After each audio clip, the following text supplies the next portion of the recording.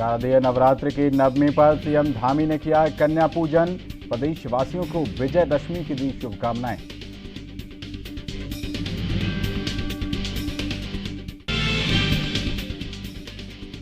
हल्द्वानी में यशपाल आर्य का जोरदार स्वागत। एएनबी न्यूज से खास बातचीत में बोले यशपाल आर्य, बाजपुर के लिए करेंगे काम।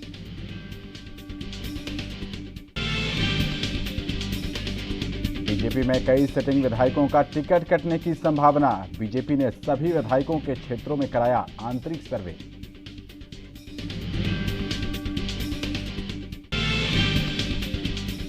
और उत्तराखंड के लालकुआं पहुंचे केंद्रीय राज्य मंत्री अजय भट्ट। आगामी विधानसभा चुनाव के लिए कार्यकर्ताओं में भरा जोश।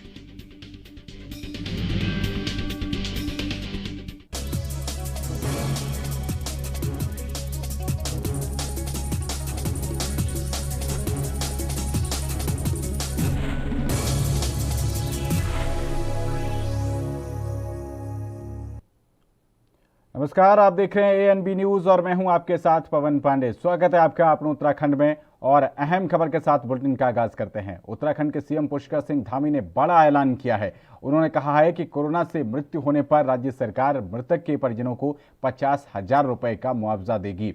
सरकार ये आर्थिक सहायता राज्य आपदा मोचन निधि से देने जा रही है। सीएम ने कहा कि राज्य सरकार वैश्विक महामारी कोविड-19 से जान गंवाने वाले लोगों के परिजनों के साथ खड़ी है। आपको बता दें कि बुधवार को मुख्यमंत्री आवास में अंतर्राष्ट्रीय आपदा जोखिम न्यूनीकरण दिवस पर आयोजित कार्यक्रम में मुख्यमंत्री ने जिलाधिकारियों को इसकी पुख्ता व्यवस्था सुनिश्चित करने के निर्देश दिए। उन्होंने जिलाधिकारियों को आवेदन के 30 दिन के भीतर पीड़ित परिवार को मुआवजा उपलब्ध कराने के निर्देश भी दिए हैं। आप देखते हैं पिछले महामारी के दौरान जिनके परिवार से भी कोई भी एक सदस्य के जाने पर, एक सदस्य की अगर वहाँ डेथ हुई है तो हमने तय किया हमारी सरकार ने कि हम जो है उनको 50,000 रुपये की। मुख्यमंत्री पुष्कर सिंह धामी ने बड़ा ऐलान किया है। उन्होंने कोरोना महामारी से जो पीड़ित हैं उनके परिजनों को बड़ी राहत देते हुए बड़ा ऐलान किया है। उन्होंने कहा कि आवेदन करने के 30 दिन के भीतर पीड़ित परिवार के परिजनों को 50,000 रुपए मिल जाने चाहिए। तो सीएम धामी का बड़ा ऐलान, कोरोना के मद्देनजर 50,000 रुपए का मुआवजा देने का ऐलान उनकी तरफ से किया गया है और सरकार ये आर्थिक सहायता राज्य आपदा मोचन निधि से देने जा रही है। सीएम ने साफ तौर पर कहा कि राज्य सरकार वैश्विक महामारी कोविड-19 से जान गंवाने वाले लोगों के परिजनों के साथ खड़ी है।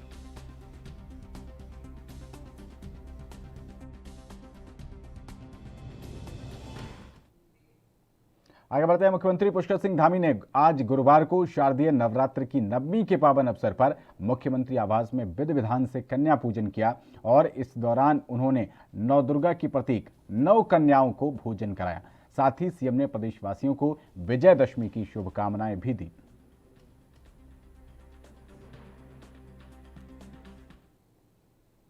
वहीं केंद्रीय रक्षा और पर्यटन राज्य मंत्री अजय भट्ट ने लालकुआं पहुंचकर बीजेपी के प्रचार का शंखनाद किया।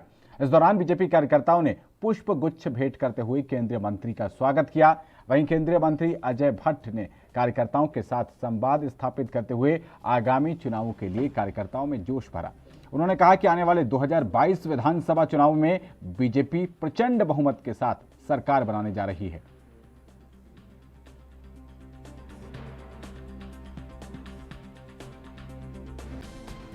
तो आज जो हमने शुरुआत की है वो इस समय जो हमारी पार्टी का निशान है कमल का फूल, सारे कार्यकर्ताओं का ध्येय एकमात्र यही है कि किसी को टिकट मिले, कोई लड़े, और जब लड़ाई होती है यानी कि वैसी लड़ाई नहीं है, ये विचारों की लड़ाई है, तो उस समय हम सिर्फ और सिर्फ अपने निशान को देखते हैं, इससे आगे कुछ नहीं। वहीं कैबिनेट मंत्री रहे यशपाल आर्य के बीजेपी छोड़कर कांग्रेस में शामिल होने के बाद घर वापसी पर उनका जोरदार स्वागत किया गया। इस दौरान एएनबी न्यूज से खास बातचीत में यशपाल आर्य ने यह साफ कर दिया कि वो बाजपुर की जनता के लिए काम करेंगे।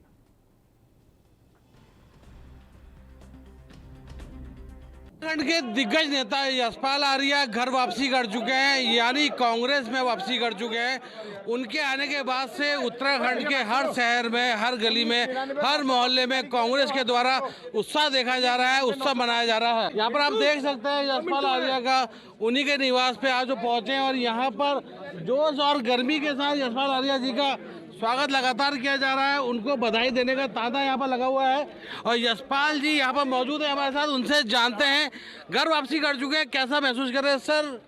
वापसी हो चुकी है उत्तराखंड के दिग्गज नेता की उन्हीं के घर में दोबारा से, क्या कहना चाहेंगे? उत्साह का माहौल है, कहीं भी किसी ने विरोध नहीं किया है, हर जगह आपको अपने आंखों तले यहाँ पर बैठाने का कार्य किया है। देखिए, मैं कांग्रेस नेतृत्व का आदरणीय श्रीमती सोनिया गांधी जी, हमारे प्रिय नेता राहुल गांधी जी, प्रियंका जी का हृदय से आभार व्यक्त करना चाहता हूं कि जिन्होंने मुझे पुनः कांग्रेस में अपने परिवार में जगह दी है।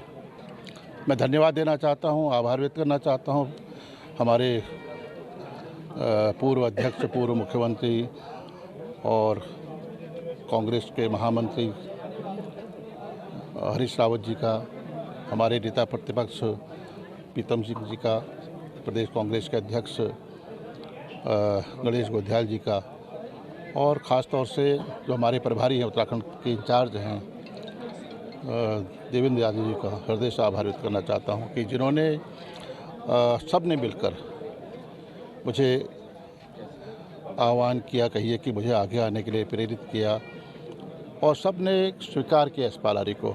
मुझे खुशी इस बात की है कि पूरा कुमाऊं, नैनीताल, ऊधमसिंह नगर, पूरे प्रदेश के हमारे वरिष्ठ साथी हैं, सहयोगी हैं, हमारे मित्र हैं, हमारे युवा हैं, मातृशक्ति है, सब ने यशपाल आर्या को स्वीकार किया है। ये मेरे लिए बहुत बड़ी गर्व, खुशी की बात है।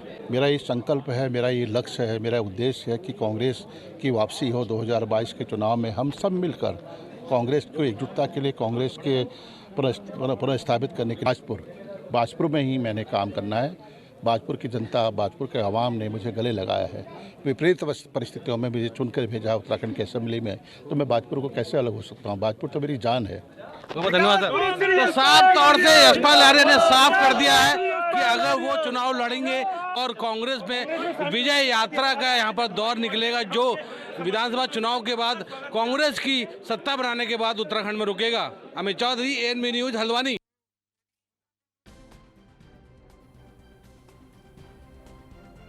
तो कैबिनेट मंत्री रहे यशपाल आर्या ने एएनबी न्यूज से खास बातचीत में बाजपुर में दोबारा से विधानसभा चुनाव लड़ने की बात कही है और साफ तौर पर कहा कि बाजपुर की जनता के लिए वो काम करेंगे।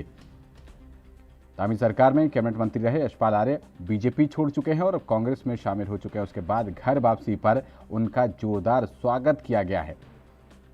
इस दौरान एएनबी न्यूज से खास बातचीत उन्होंने की और उसमें साफ तौर पर उन्होंने बाजपुर की जनता के साथ काम करने की इच्छा जताई, मतलब सीधा सीधा संदेश दिया कि वो बाजपुर विधानसभा सीट से ही चुनाव लड़ेंगे। और इसके साथ ही उन्होंने पार्टी आलाकमान का शुक्रिया अदा भी किया कि उन्होंने उनको वापस कांग्रेस में दोबारा से जगह दी। उन्होंने सोनिया गांधी, राहुल गांधी, प्रियंका गांधी सभी को धन्यवाद दिया कि दोबारा से उन्होंने परिवार में जगह दी है। यशपाल आर्या कद्दावर चेहरा और माना यह भी जा रहा है कि आने वाले विधानसभा चुनावों में कांग्रेस में उनको बड़ी भूमिका दी जा सकती है। तो जोरदार स्वागत उनका हो रहा है उत्तराखंड की वापसी पर। तमाम जिन जिन जगहों पर वो जा रहे हैं, वो और उनके पुत्र संजीव आर्या ने बीजेपी छोड़कर कांग्रेस पार्टी का दामन थाम लिया और इसके बाद जगह जगह उनका जोरदार स्वागत हो रहा है। आगे बढ़ते हैं। उत्तराखंड के शिक्षा मंत्री अरविंद पांडे ने कांग्रेस को नसीहत दी है कि जो लोग भ्रष्टाचार में लिप्त हैं वो दूसरों को कुछ भी कहने का अधिकार नहीं रखते हैं। अरविंद पांडे ने पूर्व मुख्यमंत्री हरीश रावत पर निशाना साधते हुए कहा कि उन्होंने कहा था कि जितना चाहे भ्रष्टाचार कर लो, मैं आंखें बंद कर लूंगा, वो दूसरों को क्या कहेंगे। इतना ही नहीं, अरविंद पांडे ने कहा कि कांग्रेस पूरी तरह से भ्रष्टाचारियों की पार्टी है।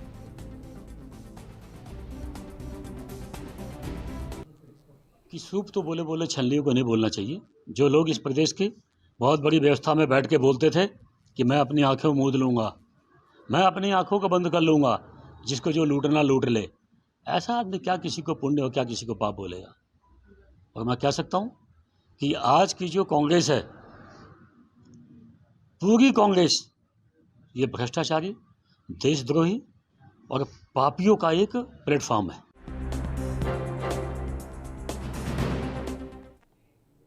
वहीं कांग्रेस के प्रदेश प्रवक्ता दीप बोरा ने उत्तराखंड के शिक्षा मंत्री अरविंद पांडे के बयान पर पलटवार किया है। उन्होंने कहा है कि अरविंद पांडे को सद्बुद्धि आए, वो हमें राष्ट्रवाद न सिखाएं, पहले अपने गिरेबान में झांकें और बता दें कि उत्तराखंड में आगामी 2022 में विधानसभा चुनाव होने हैं, जिसको लेकर राजनीतिक दल एक दूसरे पर वार पलटवार करने से चूक नहीं रहे हैं। गौरतलब है कि अरविंद पांडे ने कांग्रेस को देशद्रोही और पापियों की पार्टी करार देते हुए कई आरोप लगाए थे, जिसके बाद कांग्रेस ने भी पलटवार करते हुए कहा है कि अरविंद पांडे अपनी सीट तो बचा नहीं पा रहे हैं, इसलिए ही वो इतने बौखलाए हुए हैं।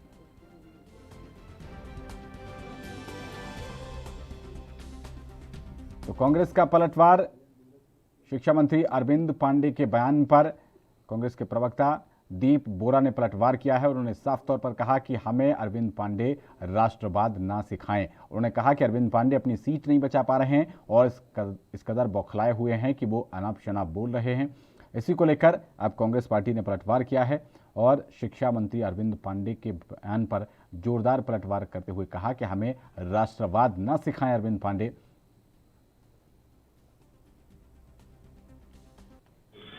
अरविंद पांडे जी को सद्बुद्धि भगवान दे। एक तो बौखलाए हुए हैं क्योंकि चुनाव हार रहे हैं, ऊपर से शिक्षा विभाग का बेड़ा गर्क कर दिया उन्होंने। ये कौन से राष्ट्रवाद की बात करते हैं? 1947 से पहले और 1947 के बाद राष्ट्रवाद हमने देखा है। अगर अरविंद पांडे जी आप में मादा है और आपकी सरकार में मादा है ना, जो 40 जवान पुलवामा में मारे गए थे, वो RDX कौन लेके आया था, पहले उसका पता करिए। देशद्रोही हो आप, भटकाने वाली बातें और बयान मत दीजिए। और जो इतने दंगे, और वो आपके यहाँ रुद्रपुर में दंगा हुआ, उसमें आपकी क्या क्या भूमिका सम्मिलित थे, आप पहले वो देखिए। तो वहीं मुख्यमंत्री पुष्कर सिंह धामी ने गुवाहाटी में अपने कर्तव्यों का निर्वहन करते हुए शहीद हुए पार्थिव शरीर पर पुष्प चक्र अर्पित कर श्रद्धांजलि दी है। आपको बता दें कि मुख्यमंत्री धामी ने रुड़की निवासी भारतीय सेना के शहीद जवान सोनित कुमार सैनी के घर पर जाकर श्रद्धांजलि दी। मुख्यमंत्री ने दिवंगत आत्मा की शांति और शोक संतप्त परिजनों को धैर्य प्रदान करने की ईश्वर से कामना की है। मुख्यमंत्री ने कहा कि शहीद के परिजनों को राज्य सरकार हर संभव मदद करेगी और उनके साथ कैबिनेट मंत्री स्वामी यतीश्वरानंद, विधायक प्रदीप बत्रा और सुरेश राठौर ने भी शहीद जवान सोनित कुमार सैनी के पार्थिव शरीर पर पुष्प चक्र अर्पित कर श्रद्धांजलि दी।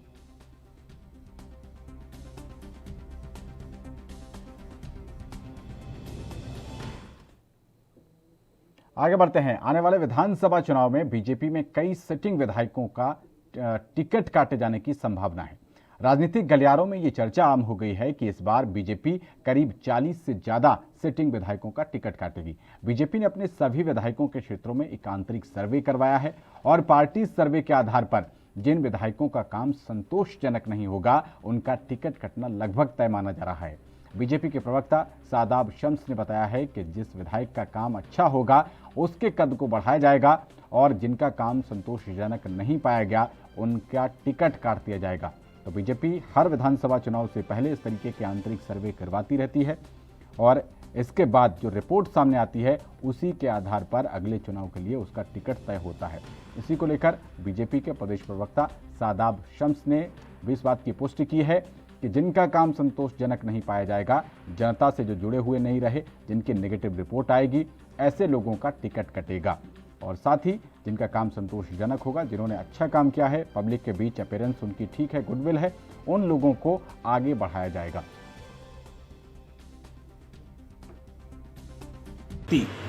ईमानदारी से बढ़िया काम कर रहा है उसका कद को बढ़ाया जाएगा, उसे आगे जिम्मेदारियां दी जाएंगी। जो व्यक्ति अंडर परफॉर्मर रहा होगा, वो कोई हो, भारतीय जनता पार्टी के सब कार्यकर्ता हैं, उनके टिकटों को काटा जा सकता है। और ये तय करता है भारतीय जनता पार्टी का जो इंटरनल सर्वे होता है। उस सर्वे में क्लियर हो जाता है कि किसने अच्छा काम किया है और कौन केवल राजनीति हवा में करते रहे। तो मुझे लगता है भारतीय जनता पार्टी अपने सर्वे के आधार पर सबको अपना कार्यकर्ता मानते हुए निर्णय लेगी। और मैं ये मानता हूँ कि जो काम करता है उसके काम को आगे बढ़ाया जाता है। और जिस प्रकार देश के प्रधानमंत्री माननीय मोदी ने कहा कि जो भी अंडर परफॉर्मर होगा उसका टिकट काटा जाएगा। जो काम करेगा उसको बहुत तेज़ी से आगे लाया जाएगा, क्योंकि यही वो पार्टी है जहां चाय बेचने वाला भी देश का प्रधानमंत्री बन सकता है, एक सामान्य सैनिक का बेटा प्रदेश का मुख्यमंत्री बन सकता है, एक साधना करने वाला संत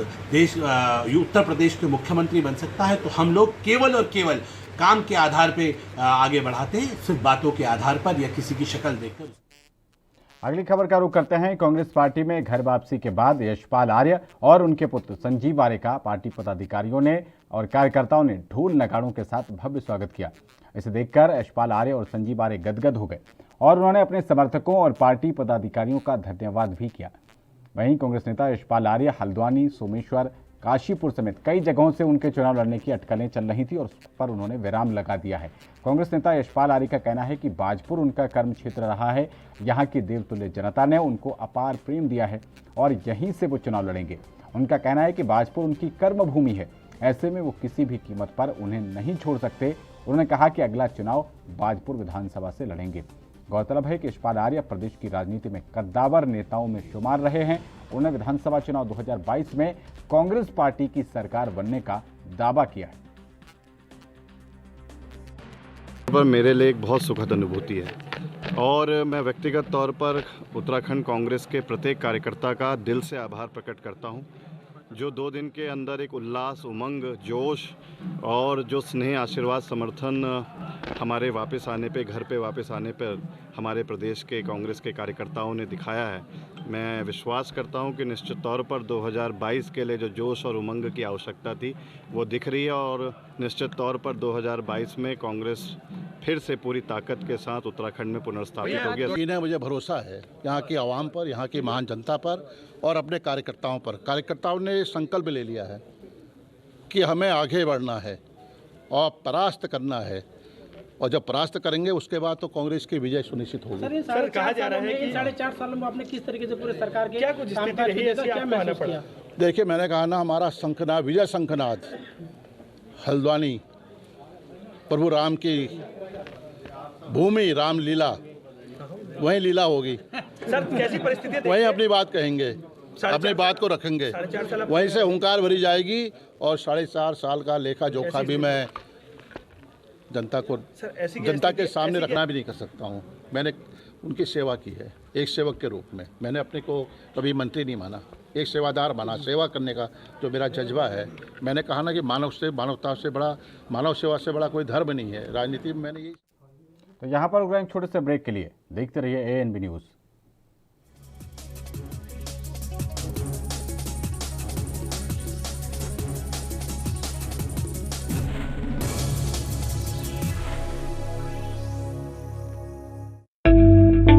बेटियों को आत्मनिर्भर और सशक्त बनाने के उद्देश्य हेतु मुख्यमंत्री पुष्कर सिंह धामी के कुशल नेतृत्व में बेटियों के कल्याण के लिए उत्तराखंड सरकार द्वारा शुरू की गई नंदा गौरा देवी कन्या धन योजना महिला सशक्तिकरण एवं बाल विकास विभाग द्वारा क्रियान्वित इस योजना के अंतर्गत अनुसूचित जाति, अनुसूचित जनजाति और गरीबी रेखा से नीचे आने वाली बालिका के जन्म पर 11,000 रुपए और 12वीं की परीक्षा पास करने पर 51,000 रुपए सरकार की तरफ से प्रदान किए जाते हैं। साथ ही साथ साल 2015-16 में 11,300 बालिकाएं और 2016-17 में 21,916 बालिकाएं तत्कालीन गौरा देवी कन्या धन योजना के लाभ से वंचित रह गई थी। लेकिन अब उत्तराखंड सरकार की तरफ से मौजूदा नंदा गौरा देवी कन्या धन योजना के अंतर्गत उन सभी 33,216 बालिकाओं को कन्या धन योजना का आर्थिक लाभ दिया जाएगा। इसके लिए राज्य सरकार ने 50 करोड़ रुपए की धनराशि स्वीकृत की है। नारी शक्ति के समग्र विकास को समर्पित उत्तराखंड सरकार की तरफ से योजना के लाभ से वंचित रह गई प्रदेश की 33,216 बेटियों को अब मिलेगा उनका आर्थिक अधिकार। बेटी है अनमोल उपहार, शिक्षा है उसका अधिकार।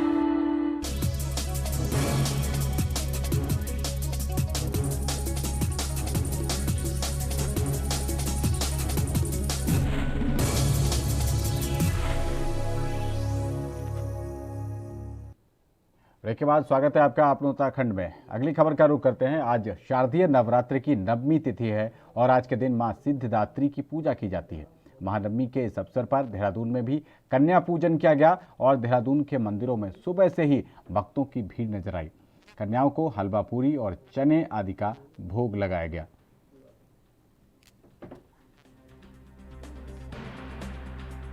जो नवरात्रा होता है ये जो मतलब विजय के आधार, जैसे कल विजयदशमी है, मतलब जो पाप हैं, मतलब जो बुराइयां हैं वो इस समय अच्छाइयों में प्रवेश करेगी।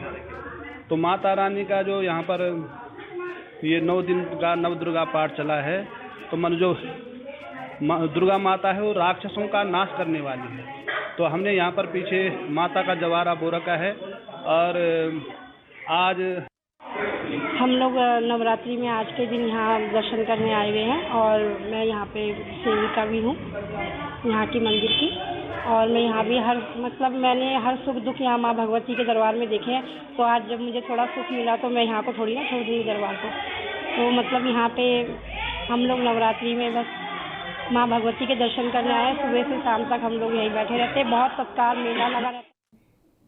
तो आज नवरात्रि के अंतिम दिन हरिद्वार के मंदिरों में भक्तों का तांता लगा हुआ है। हरिद्वार जिले में कई ऐसी सिद्धपीठ हैं जिनकी नवरात्रों में विशेष मान्यता है। नवमी पूजन के दिन धर्मनगरी हरिद्वार के मंदिरों में भी सुबह से ही श्रद्धालु पूजा अर्चना कर रहे हैं। हरिद्वार से 8 किलोमीटर दूर मां सुरेश्वरी देवी मंदिर में नवरात्रों के दिनों में अलग ही छटा देखने को मिलती है। बाकी जो भी मैंने मांगा मुझे मिला है, माँ ने दिया। मुझे विश्वास है इस मंदिर पे। जब भी आई हो कुछ न कुछ माता ने खुश करके भेजा है। बाकी संतुष्टि भी आती है। मैं ऊपर भी जाती हूँ तो बैठ के आती हूँ जब भी आई हूँ मैं। और इस वक्त अगली खबर का रुख करते हैं। उत्तराखंड के ऊधम सिंह नगर में बढ़ते नशे के अवैध कारोबार से युवा बर्बाद हो रहे हैं और नशे के सौदागरों की कमर तोड़ते हुए काशीपुर में नवनियुक्त चौकी प्रभारी गणेश भट्ट ने चार्ज संभालते ही अभियुक्त को 1 किलो 250 ग्राम चरस के साथ गिरफ्तार किया है। अभियुक्त वर्तमान में फरेंदा का जिला पंचायत सदस्य है और पुलिस की ओर से की गई इस कार्रवाई से क्षेत्र में पुलिस के कार्यों की प्रशंसा हो रही है।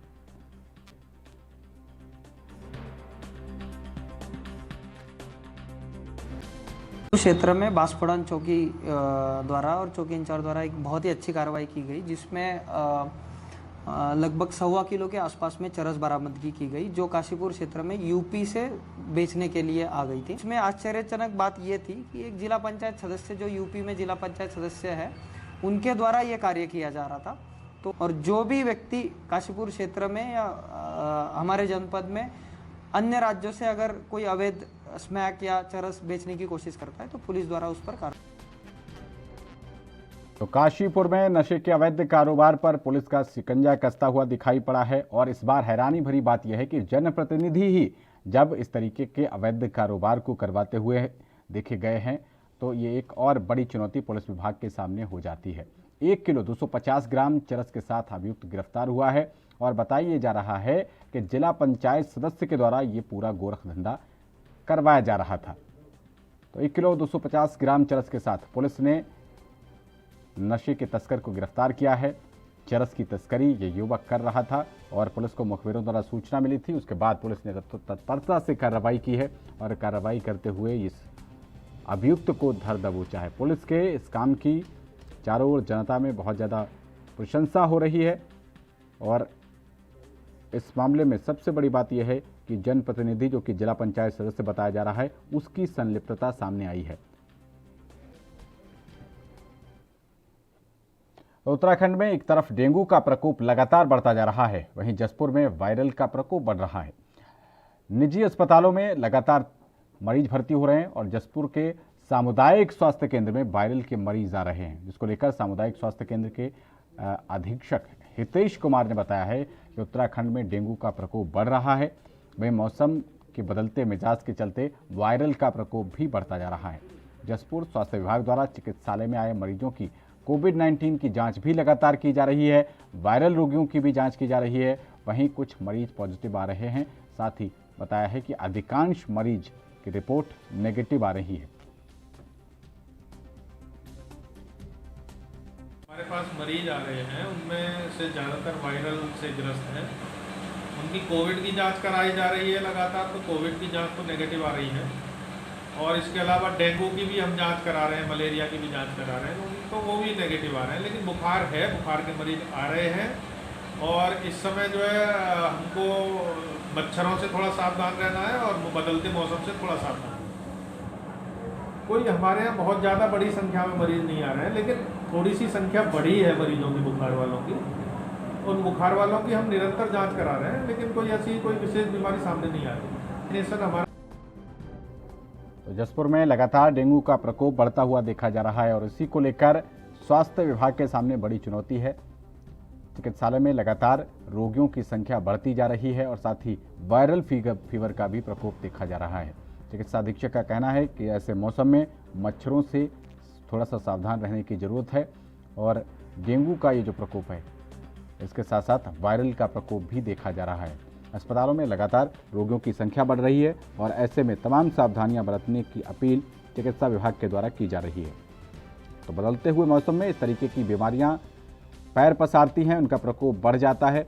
ऐसे में स्वास्थ्य विभाग के द्वारा जो एडवाइजरी जारी की जाती है उसका पालन करना बेहद ही ज़्यादा महत्वपूर्ण हो जाता है और इसी को लेकर चिकित्सा अधीक्षक के द्वारा अपील की गई है कि लोग अपने स्वास्थ्य का विशेष ख्याल रखें और खासकर मच्छर से बचाव रखें, क्योंकि डेंगू का मच्छर है। बताया जा रहा है कि स्वास्थ्य विशेषज्ञों का कहना है इससे।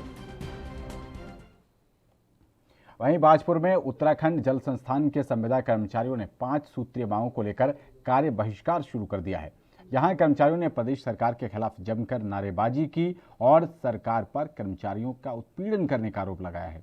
बता दें कि बाजपुर के नैनीताल रोड स्थित जल संस्थान कार्यालय पर संविदा कर्मचारी संविदा श्रमिक इकाई के अध्यक्ष राजेश कुमार के नेतृत्व में इकट्ठा हुए और यहां पर संविदा कर्मचारियों ने बीते 20 सितंबर से 5 सूत्रीय मांगों को लेकर चल रहे धरना प्रदर्शन को अनसुना करने का प्रदेश सरकार पर आरोप लगाया है। इस दौरान कर्मचारियों ने मांग पूरी न होने पर कार्य बहिष्कार शुरू कर दिया और मांग पूरी होने तक कार्य बहिष्कार जारी रखने की बात कही है। इस दौरान राजेश कुमार ने बताया है कि प्रदेश सरकार संविदा कर्मचारियों के साथ उत्पीड़न कर रही है, जिसे किसी भी कीमत पर बर्दाश्त नहीं किया जाएगा।